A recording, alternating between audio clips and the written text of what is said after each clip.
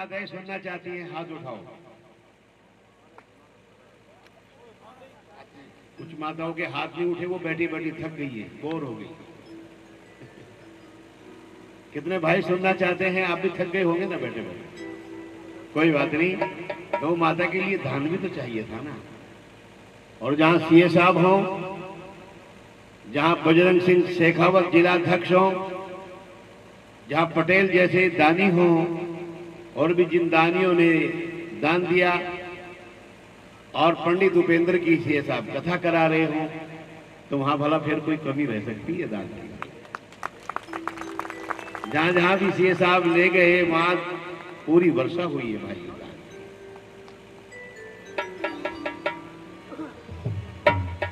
जल से हो शुद्धि तन की, सत्य से शुद्धि मन की, बुद्धि की शुद्धि निर्मल ज्ञान से, धन की शुद्धि होती है दान से। शिक्षा लो मनु के विधान से, जल से हो शुद्धि तन की, सत्य से शुद्धि मन की, बुद्धि की शुद्धि निर्मल ज्ञान से, धन की शुद्धि होती है दान से। शिक्षा लो मनु के विधान से।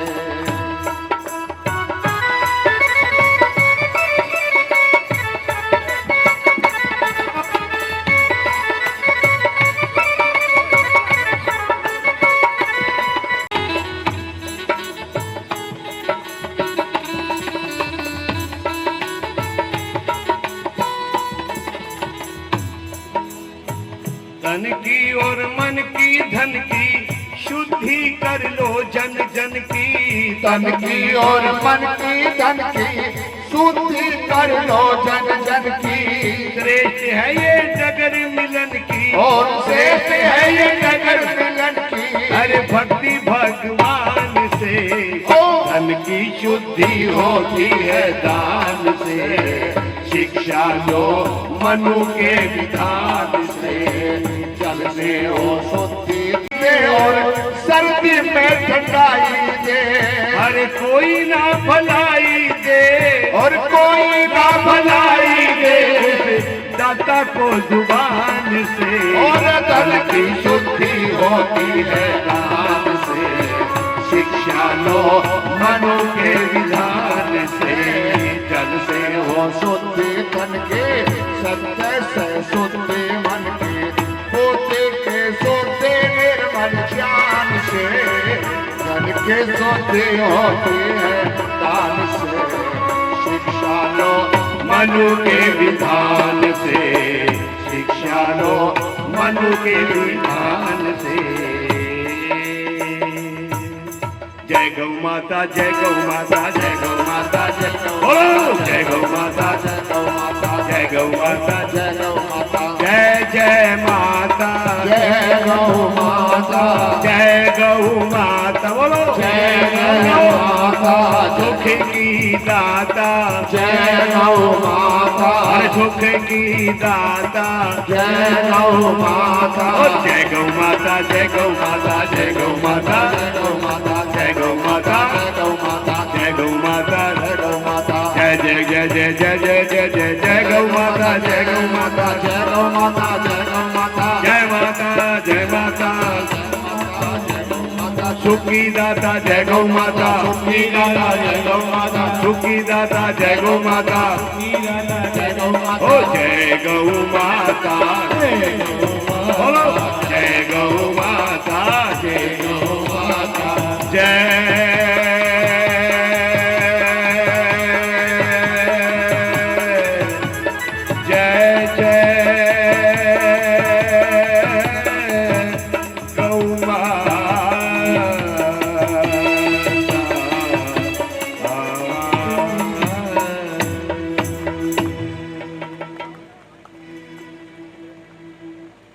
वन में एक ऋषि है और उसने यज्ञ का संकल्प लिया कि मैं अपना यज्ञ पूर्ण करूं, 8 दिन का संकल्प।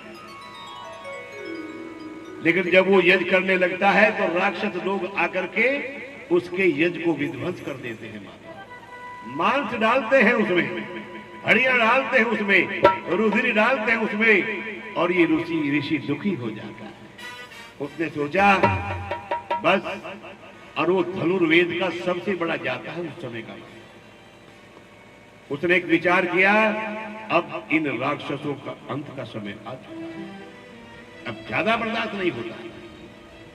ऋषि लोग बड़े शांति प्रिय होते हैं, बहुत बर्दाश्त करते हैं। विद्वान भी वही होता है जो कष्टों को सहन करता है, हर परिस्थिति से अपना समझौता करता है। तो माताओं, ये जो ऋषि है, अब ये ऋषि चल देता है अयोध्या की ओर, जाकर के महाराज दशरथ से सहायता मांगू कि मेरे यज्ञ की रक्षा हो जाए। माताओं, राम यज्ञ ही नहीं करते थे, उन्होंने यज्ञों की रक्षा भी करी है। और ये जो वर्षा हुई है ना अभी धन की आपके ऊपर, गौ माता के लिए, ये किसकी देन है?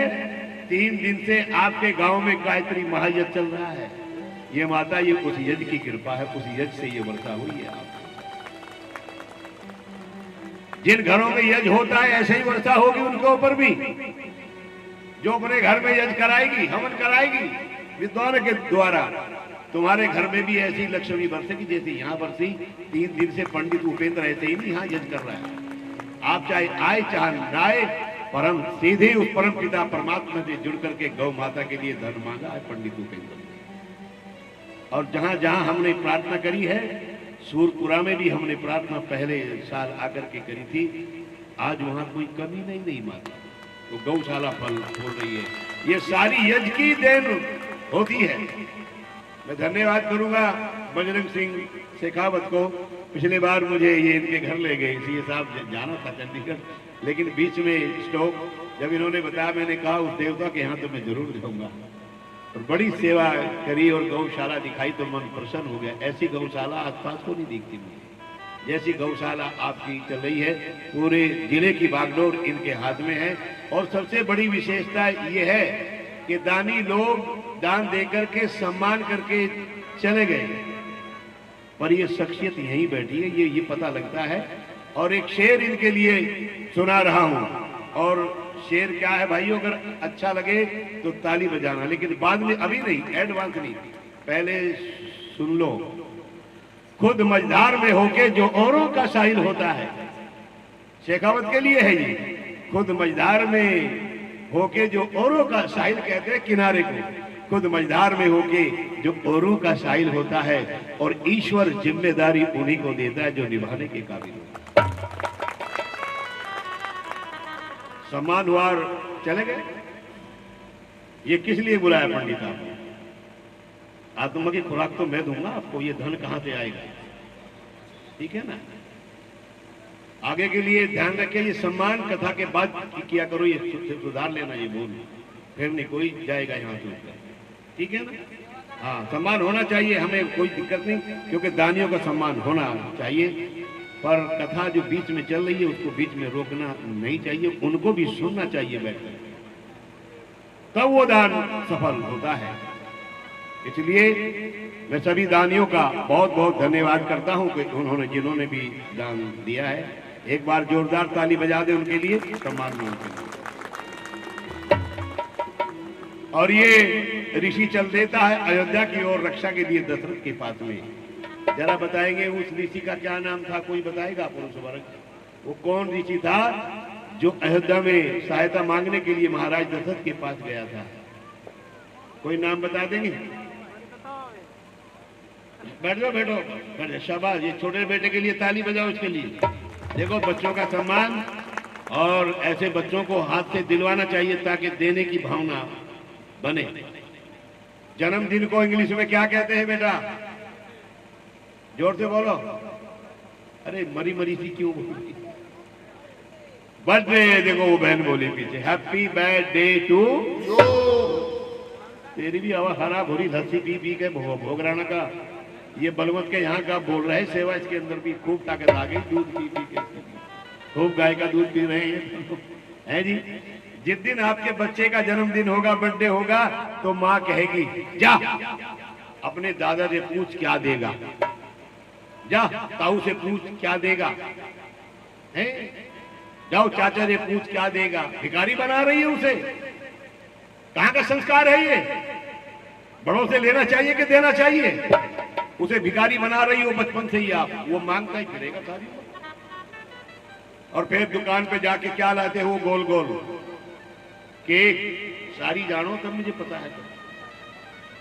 केक लाओगी है जी, टेबल पे रखोगी और वहां मोमबत्ती जलाओगी। जलाते हैं ना? अच्छा बेटा मोमबत्ती क्यों जलाते हैं? ताकि इसके जीवन में चांदनो रहे। वो बोले ठीक, पर मैं देखता हूं, चलो भाई अच्छी बात है, ये भावना करी है चांदनो रहे इसके जीवन में, लेकिन हम क्या देखते हैं? ये क्या रहे इसके जीवन में? ये बंधेरो हो जा। क्या उल्टी दीद चला रखी है? ये दिखता नहीं आंखों से? क्या कर रहे हो? ये अंग्रेजी सभ्यता है, ये हमारी सभ्यता नहीं है। फिर वहां चाकू रखते हैं। किसको काटेंगे बेटा? केक काटेंगे चाकू से। सुनो इसका अर्थ क्या है? आज तो वो केक काट रहा है, कल वो तुम्हें काटेगा। क्या काट रहे हैं? माँ बाप का मर्डर कर रहे हैं। क्या अपने बड़ों की परंपरा छोड़ोगे? किसी विद्वान को उस दिन अपने घर में बुला करके यज्ञ कराओ या खुद बैठ करके यज्ञ करो, उनसे आशीर्वाद दो, तब उम्र बढ़ेगी। ये करके तो जल्दी मरेगा वो, है ना? प्रकाश क्या करोगे तुम उसके जीवन में? और ये महाराज दशरथ के यहाँ अयोध्या में पहुंच जाता है। उसका नाम था विश्वामित्र। क्या नाम था जी? जोर से बोलो माताओं। ये विश्वामित्र नाम का साधु जैसे ही अयोध्या में प्रवेश किया तो महाराज दशरथ को पता लगा, तो वो एकदम से सिंहासन से खड़े हो गए। ओ मुनि आगमन सुन ही जब राजा, और मिलन गए लेवी प्रे समाजा। राम सिया राम जय जय राम। बोलो बोलो राम सिया राम जय जय। ओ मुनि आगमन सुनहि जब राजा, और मिलन गए लेवी प्रे समाजा। बोलो राम सिया राम जय जय राम। राम सिया राम जय जय राम। मुनि आगमन सुनहि जब राजा, और मिलन गयऊ ले विप्र समाजा। बहुत से ब्राह्मणों को साथ लेकर के राजा दशरथ मुनि विश्वामित्र की अगवानी करने के लिए चले और सिंहासन पर बिठा करके बोले, महाराज चरण धोए और तौलिए से उनके चरण पूछे। माताओं, हम जब इधर हिमाचल में जाते हैं या उधर मध्य प्रदेश में जाते हैं, पहले हमारे पैर धोए जाते हैं, तब वो घर में ले जाते हैं। इतनी श्रद्धा लोगों में, उनके लिए ताली बजाओ कि इतनी श्रद्धा उन लोगों में बढ़ती है। हो और राजा दशरथ बोले, हो के ही कारण आग मन तुम्हारा,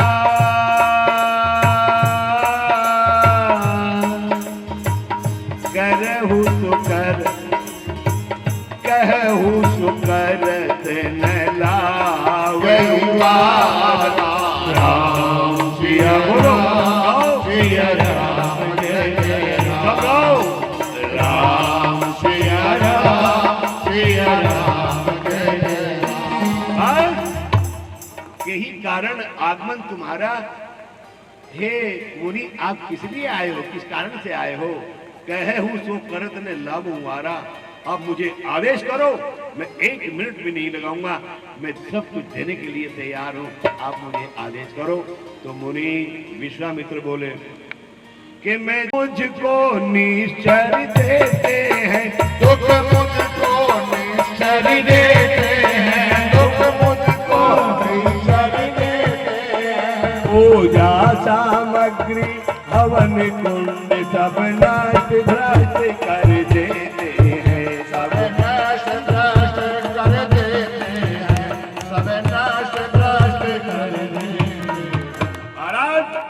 जब मैं हवन करने बैठता हूँ तो राक्षस लोग आकर के मेरा हवन कुंड फेंक देते हैं। सुविधाएं कई होती है, सामग्री कई होती है, सब कुछ तो वो बखेर देते हैं। बड़ा दुखी होकर के मैं आपके पास आया हूँ, आप मेरे यज्ञ की रक्षा करें। तो महाराज दशरथ कहते हैं, कहो आपको भूमि दे दूं, आपको गौवें दे दूं, आपको धन दे दूं, आपको सोना दे दूं। वाल्मीकि जी लिख रहे हैं आपको चांदी दे दूं। लेकिन माताओं, ना तो मुनि को सोना चाहिए था, ना चांदी चाहिए। आज के जो लोकेशना के महात्मा है वो तो कह देते हाँ दे दे, लेकिन वो परोपकार के लिए महात्मा आया है। वो कहता है ना मुझे भूमि चाहिए, ना मुझे गौवी चाहिए, ना मुझे पैसा चाहिए महाराज। और वो क्या बोले, कि नहीं सोना चांदी धरा धन धाम चाहता हूं, मैं नहीं सोना चांदी धरा धन धाम चाहता हूं, मैं यज्ञ की रक्षा के लिए श्री राम चाहता हूं। और हर यज्ञ की रक्षा के लिए श्री राम चाहता हूं। नहीं सोना चांदी धरा धन राम चाहता हूं। यज्ञ की रक्षा के लिए श्री राम चाहता हूं।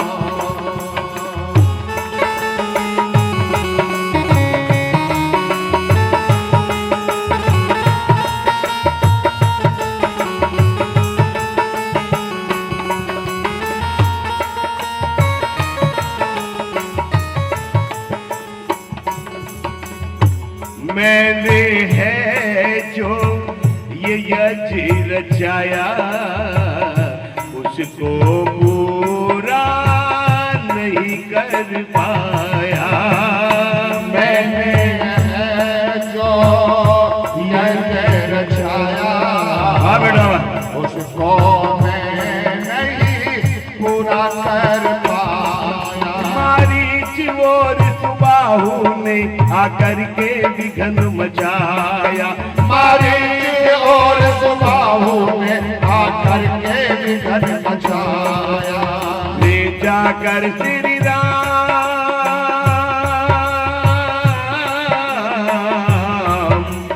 ले जाकर श्री राम मैं संग्राम चाहता हूँ। और यज्ञ की रक्षा के लिए श्री राम चाहता हूँ। नहीं सोना चाहते धरा धन धाम चाहते।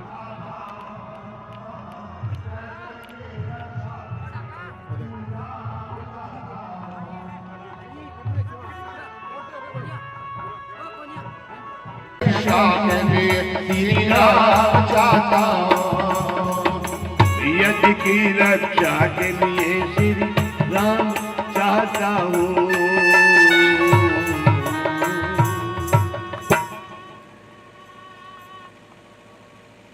ये सुनकर के महाराज दशरथ के पैरों के नीचे से जमीन खिसक गई और थोड़ी सी मूर्छित हो गए। और मूर्छा से जाकर के एक बात कहते हैं,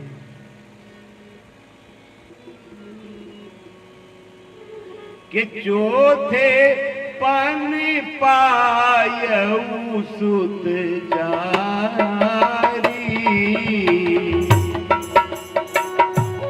चौथे पन पायऊ सुत जारी। और विप्रवर वचन कहेऊ न विचारी। विप्रवर वचन कहे ना विचारो। बस चौथे पन में 4 पुत्रों का मुंह देखा महाराज। आप विचार करके शब्द नहीं कहे, मैं राम को नहीं दे सकता। ये 4 पुत्र जो पैदा हुए थे माताओं, ये यज्ञ के द्वारा हुए थे। जो लोग कहते हैं कि हमारे घर में पुत्र नहीं होता, वो किसी अच्छे विद्वान को बुला करके पुत्रेष्टि यज्ञ कराओ। महाराज दशरथ ने भी पुत्रेष्टि यज्ञ ऋषि श्रृंगी से करवाया। और यज्ञ से वो पुत्र हुए, जब तक सूरज और चांद रहेगा उनका नाम अमर रहेगा संसार में। ये यज्ञ की देन है। हवन में चंद माता थी और माताएं नहीं आई। अगर तुम्हें संपन्न बनना है, पुत्रों पुत्रियों से संस्कार विधि एक ग्रंथ है, ऋषि दयानंद ने लिखा, पुत्र चाहोगे पुत्र होगा और पुत्री चाहोगे तो पुत्री होगी। लेकिन तुम तो लोगों पे लुटते फिरते हो, शानी दीवानों पे लुटते फिरते हो। ऐसी संस्कार विधि के अंदर हमारा विधान है। और माताओं, जिन्होंने भी इस यज्ञ को अपनाया ना, उनके घर में कभी गरीबी नहीं आ सकती। अपने घर में इन यज्ञों का अनुष्ठान करो। मैं सीए साहब से और रामचंद्र से एक निवेदन कर रहा था। मैंने कहा इस गांव में घर घर में यज्ञ होने चाहिए, हर घर यज्ञ, घर घर यज्ञ। और मैं आने के लिए तैयार हूं। 3 यज्ञ हम एक ही दिन में करें तो 15 दिन में 50 घरों की बारी हो सकती है। 50 घरों में हवन हो सकता है। उसमें कुछ नहीं लगाना, मेरा कुछ खर्चा नहीं है, मैं नहीं लेता कि तुम्हारे घर में घी है, तुम्हारे घर में लकड़ी, तो तुम्हारे घर में केवल सामग्री लानी पड़ेगी। वो चाहिए क्या है तो सामग्री भी सीए साहब देंगे। ये कह रहे हैं कि सामग्री हम भेज देंगे आपके लिए, अगर नहीं है तो। लेकिन आप अपने आप लो तो जिनको सामग्री भी नहीं खरीदी जाती तो उनके लिए भी सामग्री देने के लिए तैयार है। कौन कौन माता है जो इस बात से सहमत है कि पंडित जी आइए हम जरूर कराएंगे अपने घर में? ये कितनी माताएं कराना चाहती हैं? हाथ उठाओ। कोई नहीं चाहती हवन कराना घर में? अरे उठा रही है नहीं, क्या डर लग रहा है हाथ उठाने में? ले भाई अब तो उठ गए पीछे से भी आप। कौन कौन, दोबारा एक अवसर दे रहा हूं, कौन कौन हवन चाहती है कि हमारे घरों में, यज्ञ घरों में हमारा घर स्वर्ग बने? बहुत हाथ उठ गई है, सब चाहती है। चलो ताली बजाओ इनके नाम पे। आ जाए कि हम लिस्ट बना लेंगे, आपके घरों में यज्ञ होगा, ठीक है?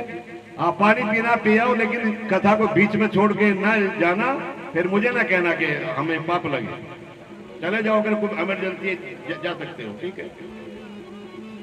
तो महाराज दशरथ क्या कहते, पानी यही पिला दो इनको।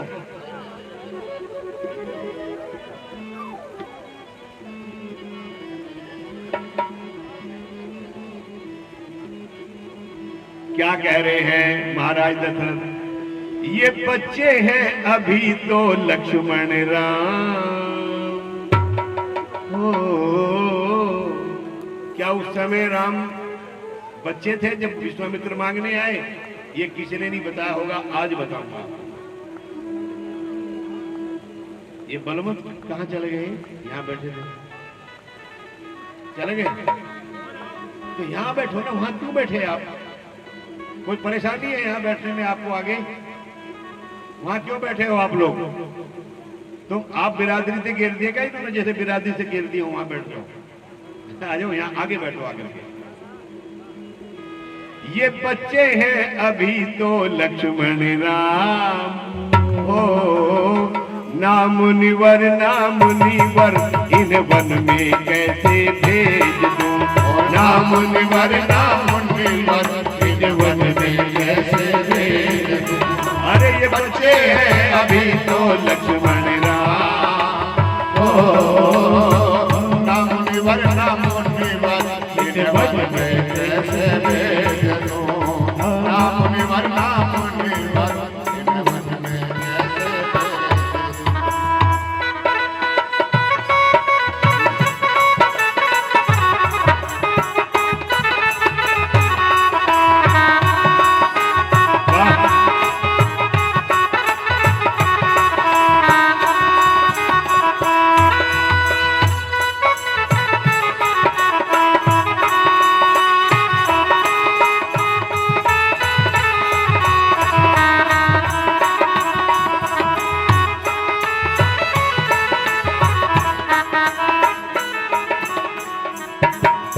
गज दल रथ दल पैदल और सेना आपके साथ हो।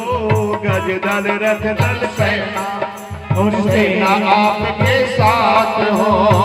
3 प्रकार की सेना बताई गई वाल्मीकि जी ने वहां।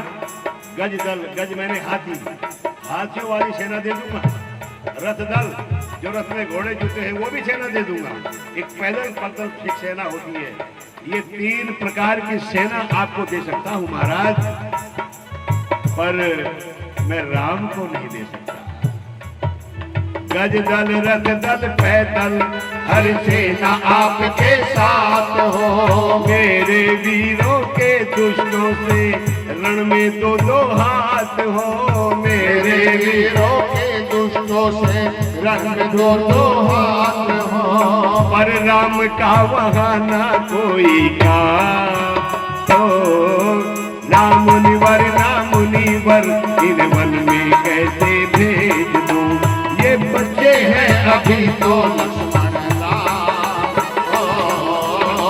ना मुनिवर इन वन में कैसे भेज दूं, ना मुनिवर इन वन में कैसे भेज दूं।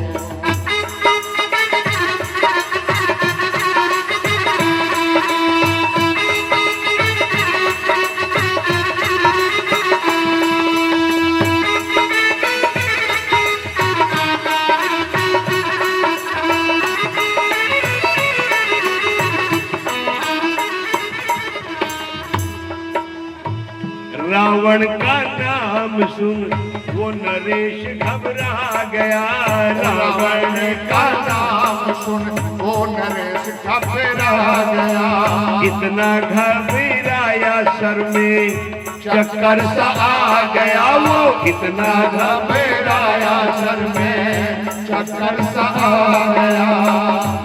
रावण भारत पर अपना आधिपत्य जमाता जा रहा था माताओं, और दशरथ घबरा गया कहीं रावण से इसका सामना ना हो जाए। अकाजना रावण उस समय का विश्व योद्धा था भाई, और विद्वान भी था, राम से ज्यादा विद्या अर्जन करी थी। उसकी माता केकसी ने कहा था अगर धरती पर कोई और विद्वान बचा हो तो मैं उसे भी विद्या दिलवाने के लिए तैयार हूं। ऐसी माता ही होगी।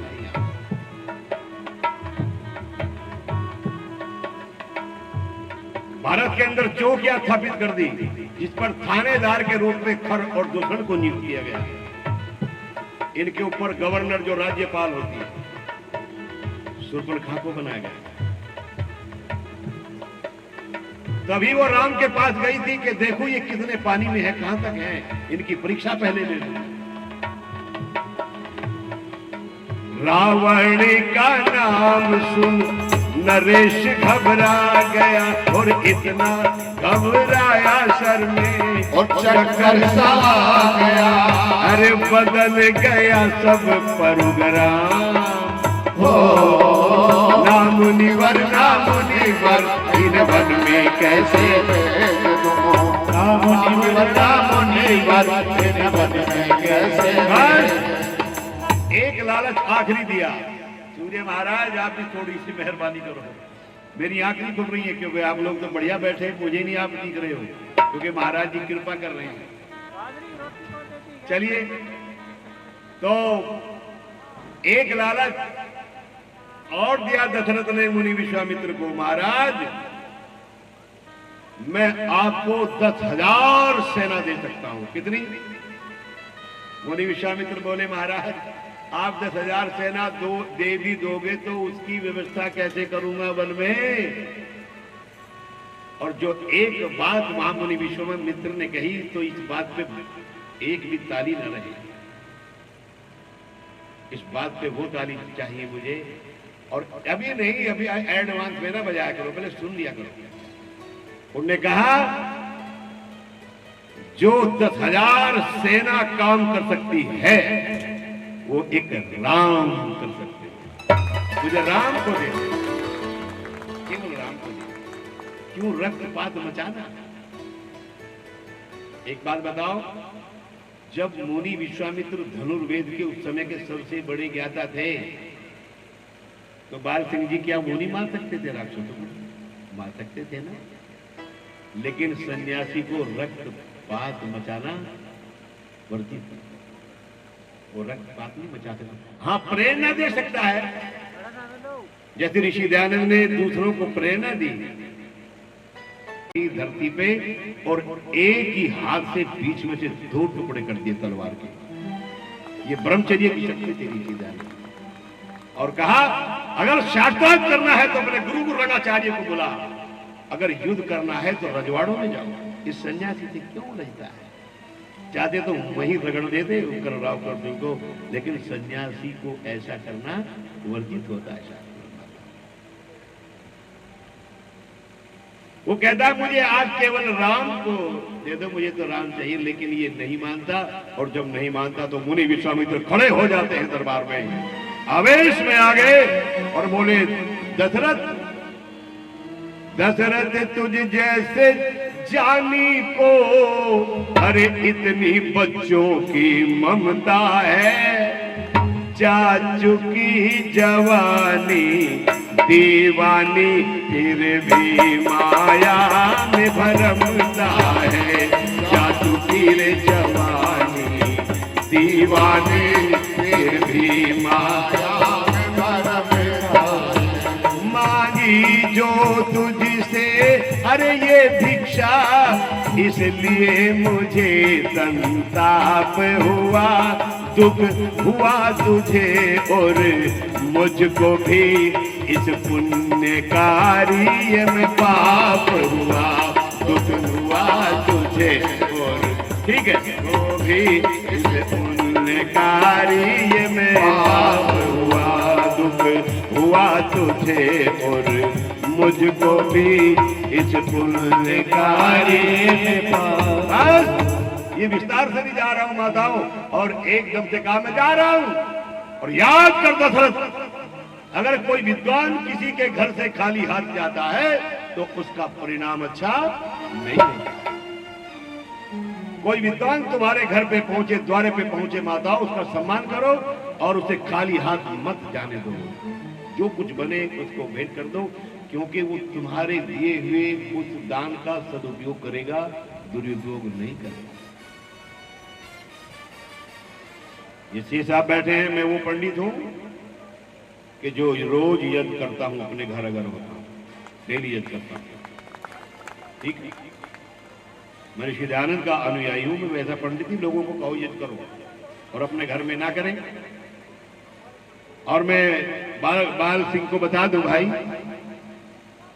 मैंने जहां 32 आहुति देता था तो वहां मैं ऋग्वेद के 5 मंत्रों का पाठ अलग करता था। 10,522 मंत्र है ऋग्वेद। माताओं वो पूरा कर दिया मैंने। और फिर मैंने यजुर्वेद लगाया, 1975 मंत्र है, पूरा कर दिया। और फिर मैंने सामवेद लगाया, अभी जो दीपावली गई पूरा हो गया। 3 वेदों का पारायण कर चुका हूं और अब अथर्ववेद चल रहा है मेरे घर। ठीक है ना? और माताओं मुझे कोई कमी नहीं। ऐसे ऐसे दानी लोग मेरे ऊपर बैठे हैं कि मुझे कोई चिंता नहीं छोड़ती थी। साहब भगवान दे रहा है, इसलिए मैं आपको कहता हूं कि राम भी यज्ञ से ही पैदा हुए। रामायण के मूल में यज्ञ ही है, वहीं से पैदा हुए ये चारों भाई। इसलिए आप अपने घरों में यज्ञों का अनुष्ठान करो और वैदिक विद्वान से बुलाकर करोगे तो उसका लाभ खाली क्योंकि वो विधि विधान से कराएगा आपका। इसलिए आप यज्ञों से जुड़ो। ये चल देता है। जब मुनि विश्वामित्र खाली हाथ मायूस होकर के चलने लगे तो वहां पर बैठे कुल पुरोहित गुरु वशिष्ठ खड़े हो जाते और आकर के हाथ जोड़ करके बोले, आपको ऐसे नहीं जाने दूंगा ना, खाली हाथ नहीं जाने दूंगा। देखो पुरोहितों को कितना विश्वास था अपने यजमानों पर, आखिर राजा थे वो, कि राजा मेरी बात को टालेगा नहीं। उन्होंने कहा और दशरथ को अलग ले गए और जाकर के बोले, ये धनुर्वेद के इतने बड़े ज्ञाता हैं, राम को ये परिपक्व करने के लिए आए हैं यहाँ पर। संसार में इनका कोई मुकाबला नहीं करेगा। जो शिक्षा मुनि विश्वामित्र इनको देंगे। और रानियों से जाकर के परामर्श किया राम ने, राम से जाकर के महाराज दशरथ ने सब रानियों को बुलाया और कहा क्या क्या नाम थे? कौशल्या, कैकेयी और सुमित्रा, 3 रानियां थी महाराज। दशरथ को, और दोनों बच्चों को सजा करके लेकर के आ गए। कंठ रुड़ा हुआ है, क्योंकि उन्होंने कहा था महाराज मैं धन को सब कुछ दे सकता हूं, पर राम को नहीं दे सकता। राम देत नहीं बने वो घुसाई। एक चौपाई याद आ रही है, ये साहब माइक हाथ में लेंगे और मेरा सहयोग करेंगे। ओ रघुकुल रीत सभी गाओ सदा चली आई,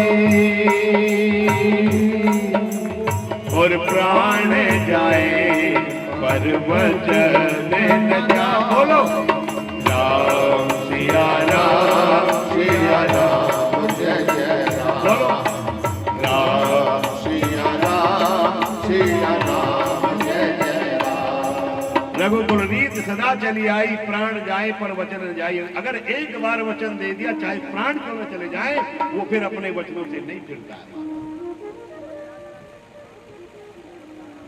दोनों बच्चों को सजा करके महाराज दशरथ कुछ उपदेश करते हैं। सारा नहीं सुनाऊंगा, 2 ही कड़ी सुनाऊंगा क्योंकि समय आगे निकल गया।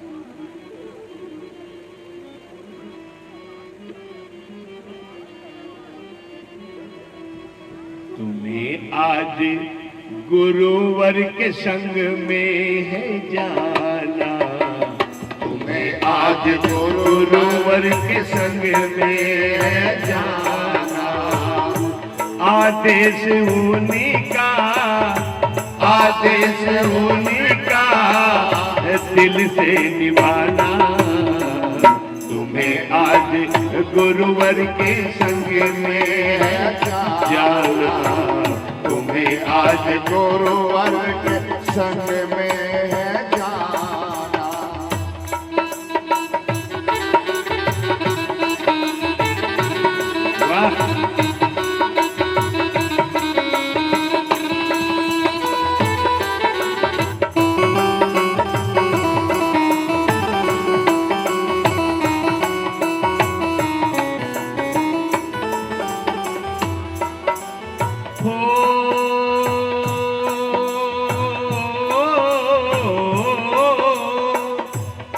गुरु की सेवा करते हैं, जो गुरु की सेवा करते हैं, और गुरु वचनों पर जो मरते हैं। हाँ, और गुरु वचनों पर जो मरते हैं। अरे करता है उन्हीं का, और करता है उन्हीं का ये आदर जमाना। तुम्हें आज गुरुवर के संग में है जाना, तुम्हें आज गुरुवर के संग में है जाना। आदेश उन्हीं का, और आदेश उनका दिल से निभाना। तुम्हें आज गुरुवर के संग में है जाना, तुम्हें आज गुरुवर के संग में है जाना।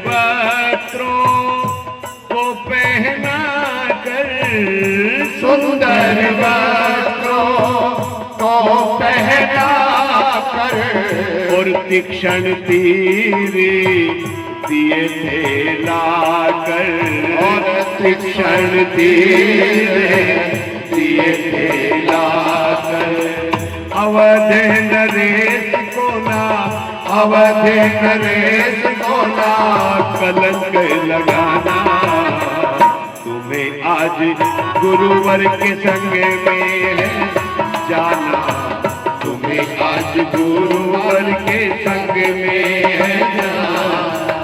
अरे आदेश उन्हीं का, और आदेश उनका, और दिल से निभाना, तुम्हें आज गुरुवर के संग में है जाना, तुम्हें आज गुरुवर के संग में जाना।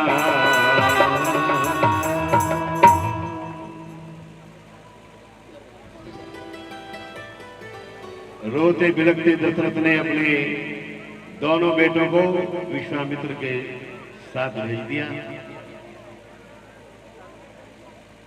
केवल 10 मिनट दे दो मुझे, प्रसाद लिए बिना ना जाइयो कथा में से। उनकी भी क्या गलती जो ये 4 बज गई बेचारी। बैठ जाओ, बैठ जाओ 10 मिनट के लिए, बैठो, बैठ जाओ। हाँ, प्रसाद लिए बिना ना जाइए और अभी बैठ जाओ तुम, और 10 मिनट में खत्म कर रहा हूँ, समाप्त कर रहा हूँ। बैठ जाओ आराम से, ईश्वर कल्याण करेगा आपका। बीच में कथा छोड़ के नहीं जानी चाहिए। बैठ जाओ, हो जाएगा काम भी, मैं वादा करता हूँ काम नहीं बिगड़ेगा आपका, हो जाएगा। संगतिकरण, देव यज्ञ संगतिकरण, और तीसरा इसका भेद है दान। 3 भेद है यज्ञ। महाराणा प्रताप इस मेवाड़ की भूमि से इस राजस्थान की भूमि में वो वीर हुए हैं माधव, और वो भामाशाह हुए हैं जिनका इतिहास में नाम है। महाराणा प्रताप अरावली की पहाड़ी पर बैठा हुआ है और मायूस है और जाने के लिए तैयार है। आज एक व्यक्ति को पता लगा महाराणा प्रताप मेवाड़ छोड़कर जा रहा है, और वो निकला घर से और उसने आवाज दी, महाराणा। जब ये कहा महाराणा, तो महाराणा ने सोचा आवाज तो जानी पहचानी सी लगती थी। जब पास आ गए तो पहचान गए कौन हो सकता था? भामाशाह। जिन्हें जाना जाओ, तुम बोल क्यों रही हो? बंद कर दूं क्या? कर दूं बंद? कथा में ये पाप नहीं करना चाहिए बोलने का। अगर नहीं सुनना तो उठ के जाइए आप, जिसे जाना है, ठीक है ना। मैं 10 मिनट मांग रहा हूं, 3 दिन दिए मैंने आपके गांव में। आखिरी के दिन तुम्हें इतनी अच्छी चीजें बता रहा हूं जो कोई बताता नहीं है, तो वो सुनने के लिए तैयार नहीं है। ये जितनी भी और माताएं जा रही हैं, दूसरे का मजा खराब मत करो, चुपचाप चली जाओ। करो ये पाप, मुझे क्या दोष है? चलिए, जो सज्जन बैठे वो सुने, माताएं बैठी, आपको प्रणाम करता हूं। तुम्हारे घर में जरूर गौ माता आशीर्वाद देगी जो बैठी रहेंगी। कोई घाटा नहीं होगा आपको, ध्यान से सुनना। और भामाशाह राणा से जाकर के कहता है, मायूस क्यों हो, गमगीन क्यों हो? बोले, अब मेरे पास पैसा नहीं रहा, सेना के लिए खाद्य पदार्थ नहीं रहा, जाऊंगा नहीं तो यहाँ क्या करूंगा, किसी से सहायता लूंगा जैसे दूसरे लोगों ने ली है। और बोले, भामाशाह बोले, बस आप तो ऐसी बड़ी बड़ी बातें कहते थे कि खाओ ना स्वतंत्रता की स्वर्ण के ना थालियों में, और भले हैं स्वतंत्रता के दोने पात धात के। सही तो हुलास वृक्ष तले का निवास भला, और महल नहीं चाहूं लगे ताज न पता के। अरे विप्र घन श्याम बप्पा रावल का हूं अंशुवंश, हूं तो महाराणा क्या करूंगा बात छोटी को। और मुझ पे लंगोटी धोती फटी रहे रानी पर, और तरसे राज कन्या चाहे टूक और रोटी को।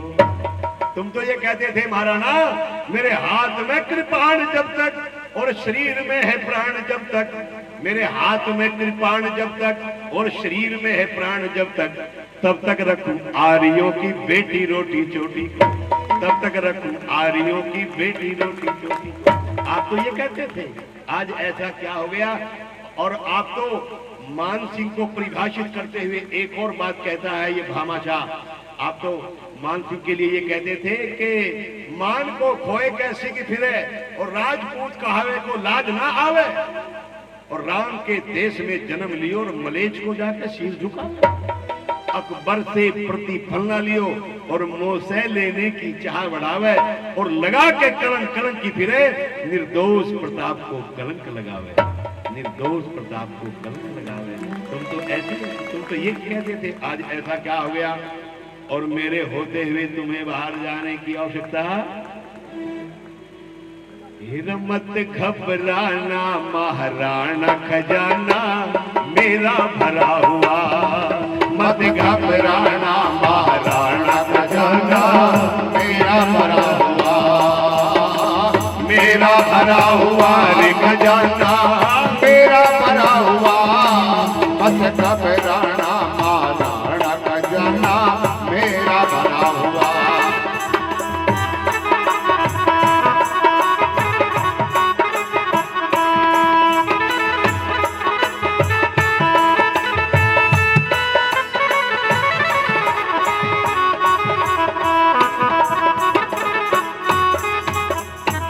सुनो, तुम छत्री करो सेवा तन से, तुम छत्री करो सेवा तन से, और मैं वैश्य करूं सेवा धन से, मैं वैश्य करूं सेवा धन से।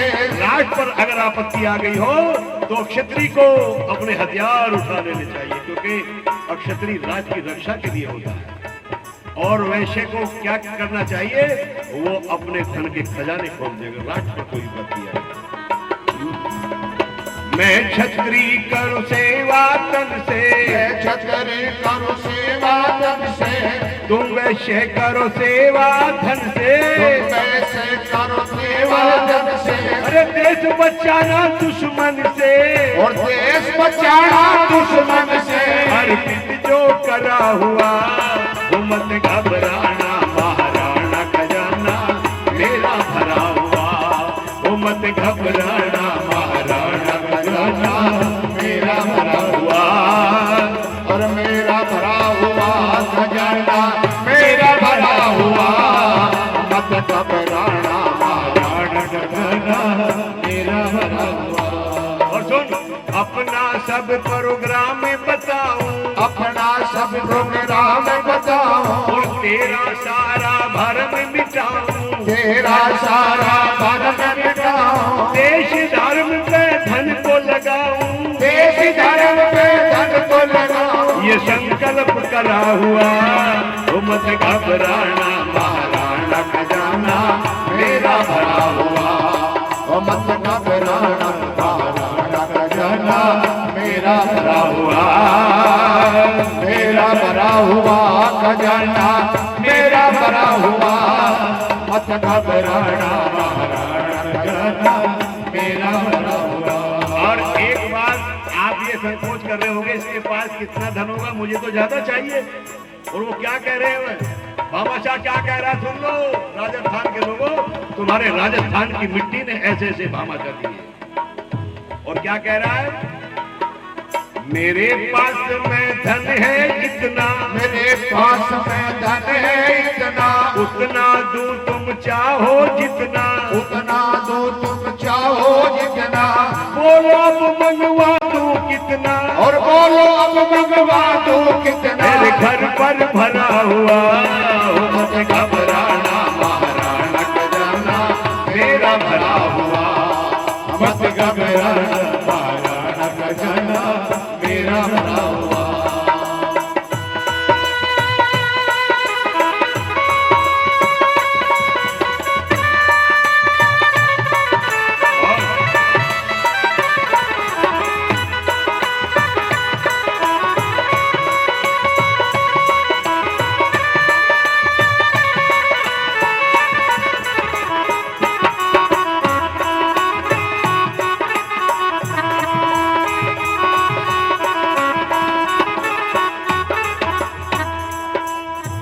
विनोद बेटे तुझे बहुत आशीर्वाद, तूने हमारा ख्याल रखा, नहीं तो आंखें खुल नहीं रही थी। ठीक है, बड़ी अच्छी व्यवस्था, इसके लिए ताली बजाओ एक बार, इसका साउंड बहुत बढ़िया है। पर कई बार ये भी गड़बड़ी कर देते हैं।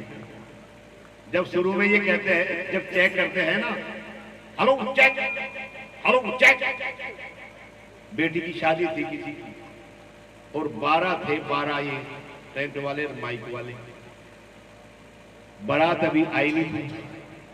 Hello check, hello check. पर जो 12 के 12 थे ना, जो मिठाई लग रही थी शुरू हो गई, मिठाई खाने लगे। बेटी वाले ने कहा, अरे कम वक्तो, अब तो बारात भी नहीं आई, तुम ये पहले क्यों खा रही हो मिठाई? बोले वो कह रहा है चेक करो पहले।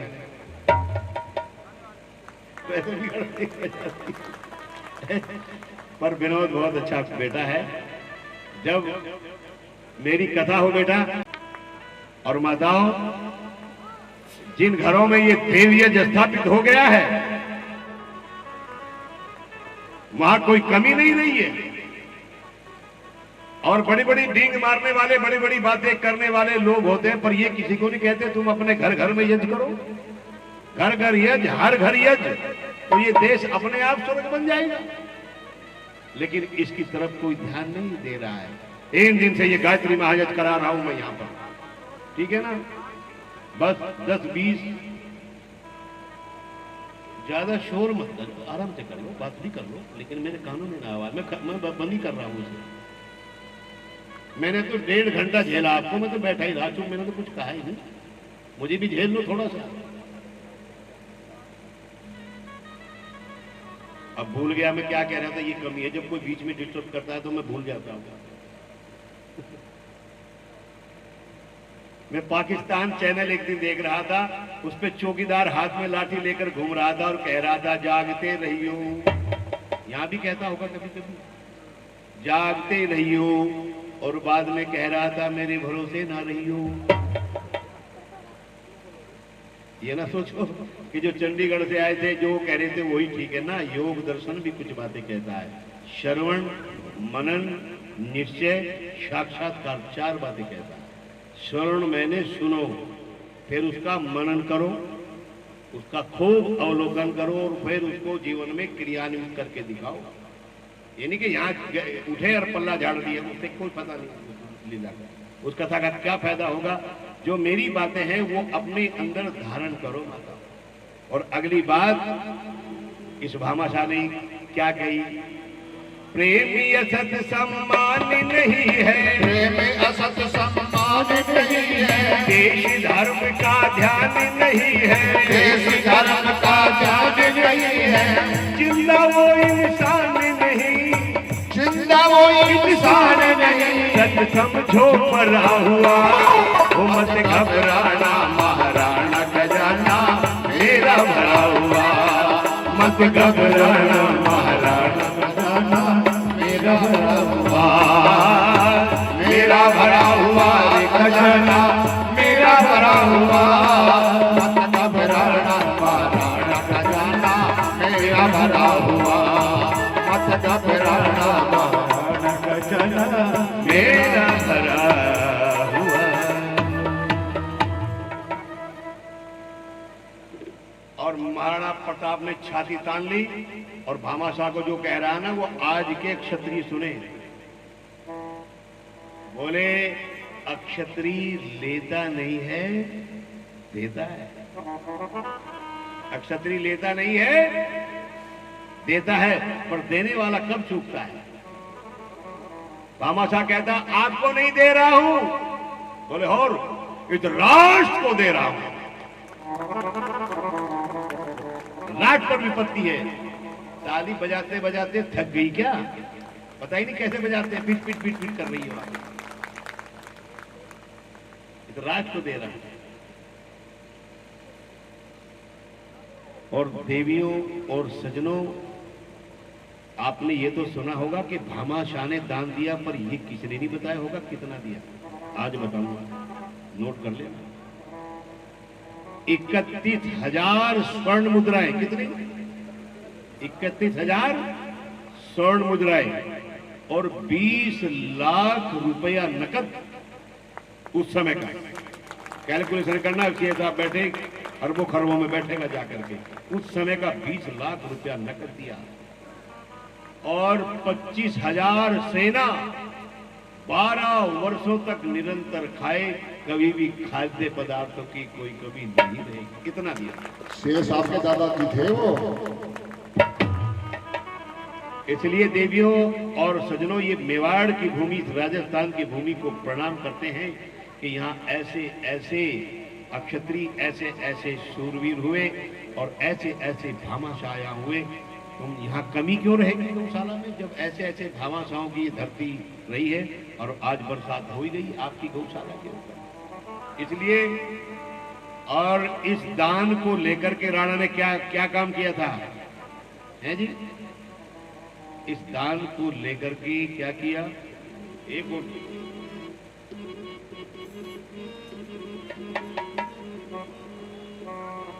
भाई, ये होता है दान वक्त का और सत वक्त को बदल गया, और सेठ सात्विक संपत्ति से समाज समय पर संभल गया। और ये होता है दान वक्त का, सत वक्त को बदल गया। सेठ सात्विक संपत्ति से समाज समय पर संभल गया। ये होता है दान वक्त का, सत वक्त को।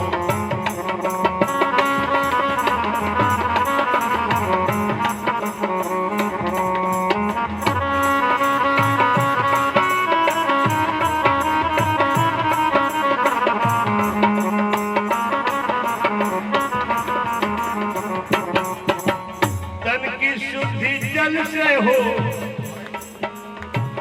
तन की शुद्धि जल से हो, तन की शुद्धि जल करे,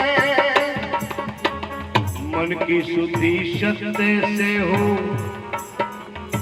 धन की शुद्धि दान करे, मन की शुद्धि सत्य से हो, धन की शुद्धि दान करे। और तू भी क्यों न परित्राण करे, तू भी क्यों ना परित्राण करे। अरे जीवन कल कल में निकल गया, सेठ की सात्विक संपत्ति से समाज समय पर संभल गया।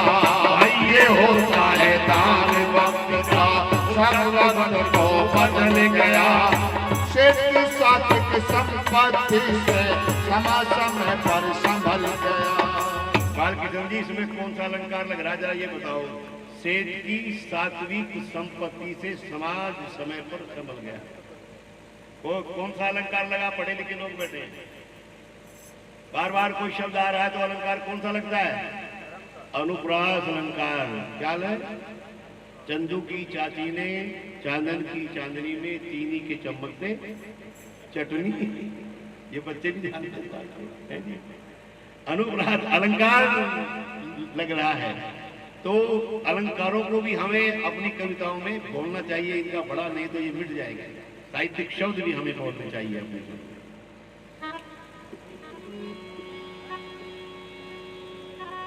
ये क्या हुआ इस दान से? महाराणा की 3 बजे बिन ना खाली कोई छोड़े रही, 31 किले हाथ में आए पराधीन चित तोड़े रही। और 31 किले हाथ में आए पराधीन चित तोड़ रही। हिंदू जाति की मरोड़ रही, हिंदू जाति की मरोड़ रही। वो दान सेठ का सफल गया, 60 संपत्ति से समाज समय पर संभल गया। अरे ये होता है दान वक्त का, सत वक्त को बदल गया। सेठ की सात्विक संपत्ति से समाज समय पर संभल गया। यदि उस दिन महाराणा प्रताप को धन की सहायता न मिलती, हरी भरी फुलवारी उजड़ी होती दोबारा ना खिलती। हरी भरी फुलवारी उजड़ी होती दोबारा ना खिलती। दुश्मन की चोट नहीं झिलती, दुश्मन की चोट नहीं झिलती। अनुमान लगा दिल दहल गया, सिर की सात्विक संपत्ति से समाज समय पर संभल गया। ये होता है दान वक्त को, सत वक्त को बदल गया। सेठ गति से समाज समय पर संभल गया। हो समाज समय पर संभल गया। ऋषि दयानंद जब गुरु ब्रजानंद के यहाँ पहुंचे मथुरा में, उस समय मथुरा में माताओं अकाल पड़ा हुआ था। एक समय की रोटी भी मैसर नहीं होती थी। और जाकर के कुंडी खटखटाते हैं ब्रजानंद की। अंदर से आवाज आई, कौन? क्या आवाज आया? लोग तो कहते हैं मैं यही जानने आया हूं कि मैं कौन हूं। ऐसा नहीं है। कौन? एक सन्यासी, नाम दयानंद, विद्या पढ़ने के लिए आया हूं। कहा कि मैं सन्यासी को नहीं पढ़ाता क्योंकि मेरे यहाँ खाने पीने की कोई व्यवस्था नहीं है। उन्होंने कहा गुरुजी आप मुझे पढ़ाना शुरू करो, मैं भोजन का प्रबंध अपने आप कर लूंगा। कुछ दिन दुर्गा प्रसाद खत्री के यहां से चने आते रहे, चने खाकर के अध्ययन किया। हरदेव पत्थर वाले ने दूध की व्यवस्था करी, नन्नू मल ने तेल की व्यवस्था करी, क्योंकि उस समय लाइट बिजली नहीं थी। माता पढ़ना शुरू हो गया। एक व्यक्ति को आज पता लगा दयानंद नाम का सन्यासी भूखा रह करके अध्ययन कर रहा है, भूखा रह करके। और वो आकर के गुरु ब्रजानंद की कुटिया में घोषणा करता है, दयानंद नाम का सन्यासी जो भूखा रह करके अध्ययन कर रहा है, वो जब तक विद्या पढ़े तब तक, बाल सिंह जी, एक महीने या दो की बात नहीं, वो जब तक विद्या पढ़े तब तक उसको किसी के भोजन करने की कोई चिंता करने की कोई आवश्यकता नहीं है। उसका नाम था बाबा अमरलाल जोशी। वारे बाबा अमरलाल जोशी, तूने अपना भी नाम अमर कर लिया। अगर तू उस दिन इस अनजान से सन्यासी को अन्न का दान ना देता तो ये सारा संसार वेद ज्ञान से वंचित रह गया होता। इतना सा दान किसी की चोटी रक्षा करता है, किसी की जनों की रक्षा कर सकता है। दान से कभी मत चूकना माता हो। और राणा पड़ा है चावल गांव में, अंतिम सांस ले रहा है। सामंतों ने पूछा, राणा हमने तुम्हें कभी तुम्हारी आंखों में आंसू नहीं देखे, क्या मृत्यु से डर लग रहा है? झोपड़ी में पड़ा है। वो कहते नहीं, मैं मृत्यु से नहीं डरा। तो रोते क्यों हो? बोले मैं इसी झोपड़ी में एक दिन अपने बेटे अमर सिंह के साथ लेटा हुआ था। मेरा बेटा उठ करके चला तो उसकी पगड़ी जो थी बांस में उलझ गई। अमर सिंह ने तलवार निकाली और कई बार वो पटका बांस धरती पर। बस वो घटना याद आ गई। मेरे जाने के बाद अमर सिंह झोपड़ी में नहीं रहेगा, वो अकबर के यहाँ महलों में रहेगा, जो मैं कभी अकबर के यहाँ सलाम कट नहीं करी। सामंतों ने 5 मिनट ले रहा हूं, बैठ जाओ। मैं तो 3 दिन से मतलब पंडित पे थोड़ी रहम कर दो। ये जितनी बैठी इनका भी फिर मन करेगा हम भी चले। बैठ जाओ 2 मिनट, प्रसाद लेके जाना। तुम्हारे राजस्थान की कहानी सुना रहा हूं और अपनी कहानी सुन ली। जाओ चुपचाप चली जाओ, जो बैठी बैठी रहो माता। और कौन जाना चाहती है हाथ उठाओ। एक भी नहीं उठा रही है, बैठे रहो, अभी कर रहा हूं। इनकी गलती भी क्या है, ये 12 बजे की बैठी है यहाँ। चलो। श्यामंतों ने तलवार निकाल करके कहा, राणा आप निसंकोच प्रयाण करो। जब तक हमारे दम में दम है, हम अमर सिंह को अकबर के आगे झुकने नहीं देंगे। एक शेर लिख रहा है, ये शेर अच्छा लगे तो बजाना। जमा है अहबाब, सबको कफन की फिक्र है। अहबाब मैंने बहुत से लोग इकट्ठे हो रहे हैं, मुर्दा पड़ा पर कफन नहीं है, चिंता हो रही है। जमा है अहबाब, सबको कफन की फिक्र है। अरे मरने वाले को लेकिन अब भी वतन की फिक्र है। मरने वाले को लेकिन अब भी वतन की फिक्र है। मुगलों के छक्के छुड़ाए, 32 किले मेवाड़ के थे, 31 खाली करवाई इस दान से महाराणा ने। पर चित्तौड़ को वो कभी फतेह नहीं करवा सका। ये दर्द राणा के मरते दम तक रहा। भाइयों एक बात बताओ, जब राणा इकला इन मुगलों से लड़ रहा था, ये बाकी के राजा क्या कर रहे थे? नहीं बिगाड़ा भारत का कुछ दुश्मन की तलवारों ने, और भारत को बर्बाद किया तो भारत के गद्दारों ने। ये क्या कर रहे थे ये लोग? अगर सारे राजा मिलकर आ जाते तो अकबर के छक्के छुड़ा देते। अकबर कभी भी राणा के सामने नहीं आया, कभी मानसी को भेजा, कभी सतरीम को भेजा, एक बार बैरब खान भेजा जो घोड़े से एक हाथ ऊपर निकलता था, इतना ऊंचे घोड़े से, और कहा राणा को मार जा करके। इसने आज तक कोई युद्ध नहीं हारा था माता। और ये चला, और जब राणा का सामना हुआ तो राणा ने देखा और उस राजपूत की मूछें ताऊ से एकदम फराने लगी और चेतक को इशारा किया। एक कहावत थी, राणा की पुतली फिरी नहीं, तुरंत चेतक मुड़ जाता। और चेतक ने जाकर के दोनों पोड़ जमा दिए बैरब खान के आगे। एक ही वार किया, दूसरा नहीं किया राणा ने, एक ही वार किया और बैरब खान को घोड़े समेत काट दिया, एक ही तलवार। तुम उनकी संतान और तुम्हारे बेटे शराब पी रहे हैं, नशे कर रहे हो, अनेकों प्रकार के जैसे इंजेक्शन लगा लगा करके ये संतति बिगड़ती जा रही है, खत्म कर दिया। क्या महाराणा ने ये सपना देखा था आप हिंदू जाति के लिए? और ये बैठी, इनको आप कहते हो ये पैरों की जूती होती है? कौन कहता है? पंजाब केसरी एक अखबार निकलता है, चंडीगढ़ पढ़ा मैंने, उसमें लिखा था ये पैरों की जूती नहीं होती, ये सर की पगड़ी होती है माताएं। क्यों? क्योंकि इनमें वो विशेषताएं होती हैं, वो इनके अंदर गुण होते हैं। बस ये गीत सुना करके वाणी को विराम दो। बड़ी मर्दानी विदुषी देश दीवानी, बड़ी मर्द होके गोरों को हलाल किया, बन गई काली चली बंदूक दुनाली, बन गई काली चली बंदूक, हो उठने लगी थी चिंगारियां। बड़ी मर्दानी विदुषी देश दीवानी, मेरे वतन की सुकुमारियां।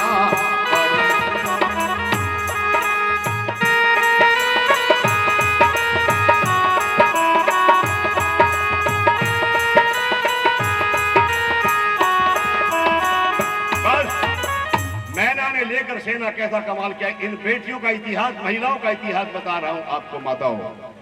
मैना किसकी बेटी थी? नाना साहब की लड़की थी। गोरों के साथ में इसने युद्ध किया, लेकिन अंग्रेजी सेना बड़ी विशाल थी, इसको घेरा देकर के बेटी को पकड़ दिया और लोहे की जंजीरों में जो पहले से लोहे का थम गड़ा हुआ था उसमें जकड़ करके बोले, चारों तरफ को लकड़ी और फूस आग करके बोले, मैना अभी इन लकड़ी और फूस में आग लगा दी जाएगी और तू जल करके राख हो जाएगी, जल्दी बता नाना साहब कहाँ हैं? वो कहती है, कुत्ता बेशक लगाओ इन लकड़ियों में आग, जब तक मेरे में एक एक श्वास चल रहा ये नहीं बताऊंगी कि मेरे पिता कहाँ छुपे। ये मैना का इतिहास है। इस लड़की को घोड़ों की पोड़ों से खींच करके चकनाचूर गलिया करके मार दिया, लेकिन माताओं ये नहीं बताया कि मेरे पिता कहाँ हैं।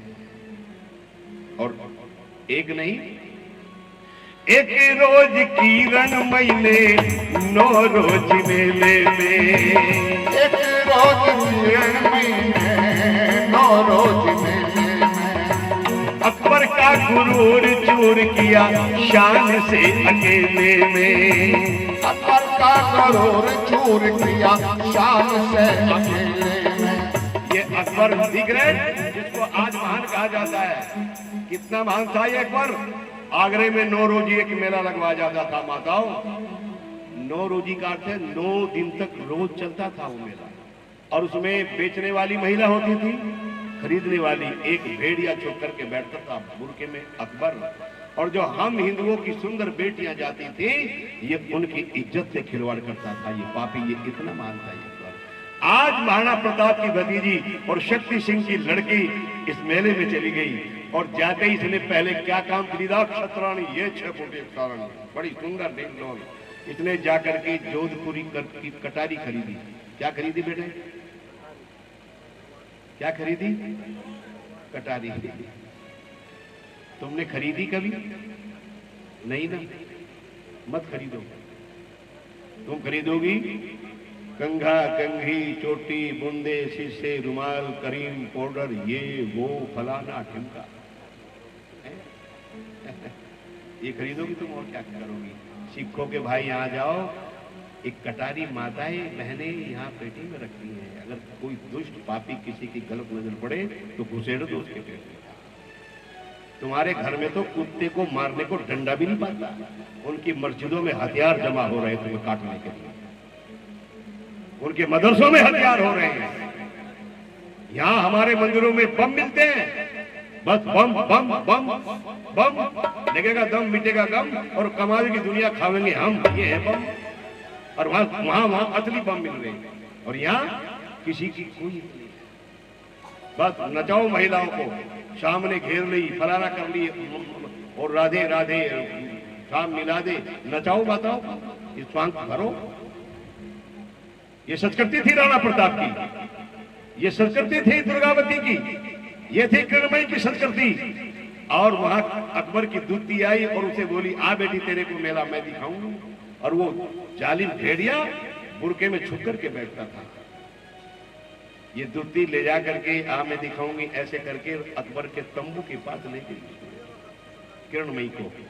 अकबर बाहर निकला, बुरके से देखा बहुत सुंदर डोल राजपूतानी है, दोनों बुरके से हाथ निकालता है। किरणमयी ने देखा ये जनाने हाथ नहीं है, ये मर्दाने हाथ है। एकदम सावधान की स्थिति में हो गई। तुम तो अगर चूहिया भी दिख जाना घर में तो हंगामा मचा देती हो, चूही आ गई, चूही आ गई, ये तुम करोगे रक्षा इसकी। और इसने क्या काम किया, इस देवी ने एकदम से आंखें लाल हो गई और पीछे हटते ही दोनों कलाई पकड़ी अकबर की और सीधा ऊपर उठा दिया और फुटबॉल की तरह नीचे पटक दिया।